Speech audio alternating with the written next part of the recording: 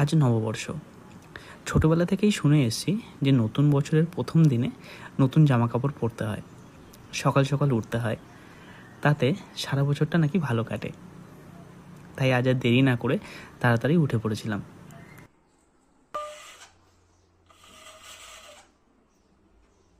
এই পাঞ্জাবিটা আমার সেজো কাকিমা আমাকে দিয়েছিল, কিন্তু ভালো সুযোগ হয়ে উঠছিল না, তাই আর পরা হয়নি।